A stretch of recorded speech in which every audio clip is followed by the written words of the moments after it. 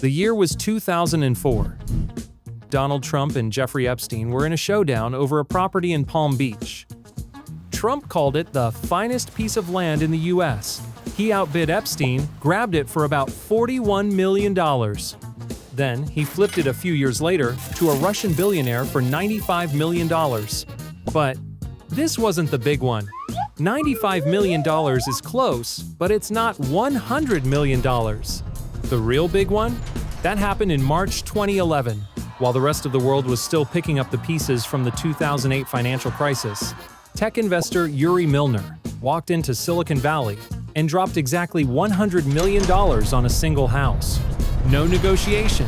No, let's find a middle ground. Just a flat 100 mil. This was the world's first recorded single-family home to ever hit that 9-figure mark. This place isn't just a house. It's an architectural middle finger to the concept of a budget. It's called Paloma Terrace, though most just call it the Silicon Valley Chateau. Let's talk specs. We're talking about an 18-acre estate sitting on a hilltop in Los Altos Hills, California. It's got 360-degree views of the San Francisco Bay. The main house is roughly 25,000 square feet. But wait, if you count the guest house and the pool houses, you're looking at more like 30,000 square feet of living space, 15 times the size of a normal American home. Designed by William Heblinski and Richard Mannion, two architects who specialize in this French style, it looks like a 16th century palace was teleported from France and dropped into Northern California. Most people use limestone veneers to save a buck. Not here. They used solid limestone for the entire exterior to make it feel like a literal fortress. But here's where it gets weird. You'd think a $100 million house would have, 30 bedrooms? Nope, it only has 5 bedrooms. 5.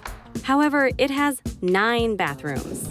Actually, some records say it has up to 14, although I'd stop counting at around 5. The house also has a 2-story ballroom, a professional-grade home theater, and a wine cellar that looks like a climate-controlled vault. The main living areas and the primary suites are on the 2nd floor, just so the owners could have the best views of the bay. The ground floor is basically just for the ballroom and partying. Speaking of the ground floor, let's talk about what's underneath it. Because the town has strict height limits on buildings, the owners decided to go downwards. A massive portion of this 30,000 square foot monster is actually underground. It's a subterranean tech fortress. We're talking about a dedicated server room that controls the entire estate's climate, security, and lighting. It has the backbone of a small data center buried under the gardens. To keep the space from feeling like a cave, there's a 3-story central hall with a complex glass roof structure. It floods the gym and the spa with natural light, even though you're basically standing in a basement. Now, here is the stuff that makes this place truly different. It has its own professional-grade car wash. Not a hose in a driveway, a full-on washing bay inside the garage complex. That is a different level of different right there. And the home has 2 of everything.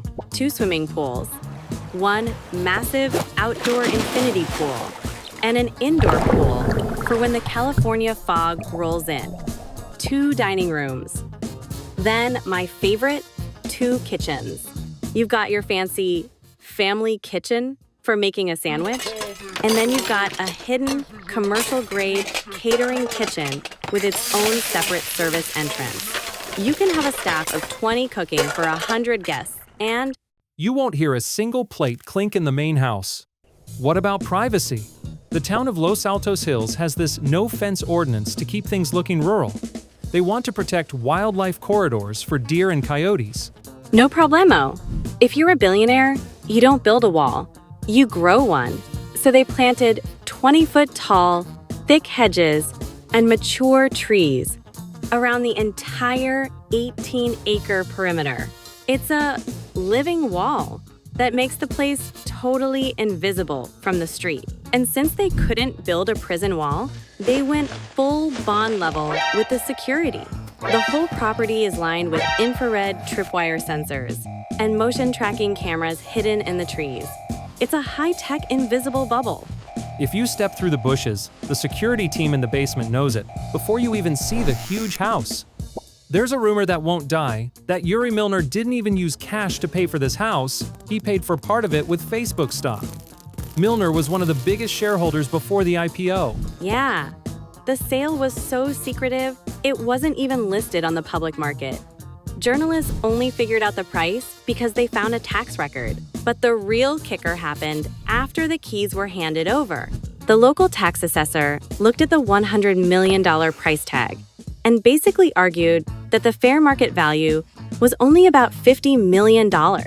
Milner's team actually agreed with him, which resulted in his property tax bill being slashed by hundreds of thousands of dollars. Think about that irony. The first $100 million home in the world technically lost 50% of its value, according to the government, the day after it was bought. But when you're Yuri Milner, does a few million really matter? We think not. He's still there, in his reverse layout chateau, with his private car wash and his underground tech fortress, watching the sunset over the bay. Not too shabby, is it? Look, we're gonna bring you more of these world's firsts, right here on this very channel. So do me a favor, hit that subscribe button and follow us so you don't miss any of the insane stuff we've got coming your way next.